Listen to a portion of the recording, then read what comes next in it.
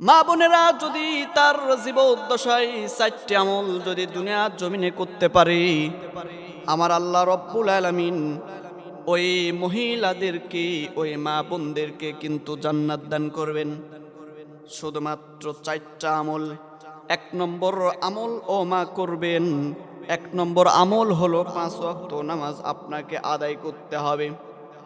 আল্লাহর আসমানের নিচে জমিনের উপরে যতদিন আল্লাহ রব্বুল আলামিন আপনাকে এই পৃথিবীর জমিনে বাঁচিয়ে রাখবেন, ততদিন পর্যন্ত নামাজটা কখনো ছাড়বেন না।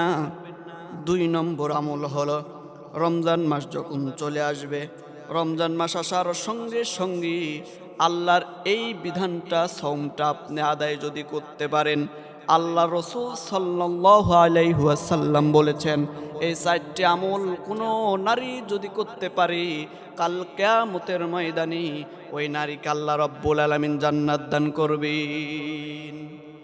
3 নম্বর হলো আমল স্বামীর খেদমত, অর্থাৎ স্বামীর আনুগত্য করতে হবে।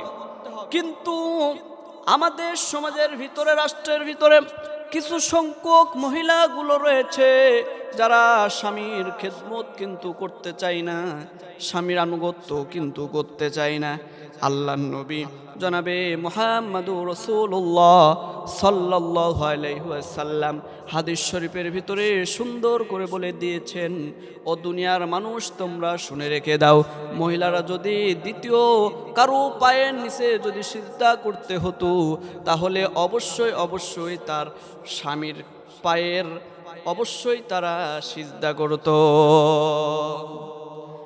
ও মা বোনেরা, তোমরা ভালো করে শোনো, অবশ্যই তোমার স্বামীর খেদমত আনুগত্য অবশ্যই তোমার করতে হবে, তবেই তুমি জান্নাত। 4 নম্বর যে আমলটা আল্লাহর নবী জনাবে মুহাম্মদুর রাসূলুল্লাহ সাল্লাল্লাহু আলাইহি ওয়াসাল্লাম হাদিস শরীফের ভিতরে সুন্দর করে বলেছেন, সতীত্বের হেফাজত করতে হবে।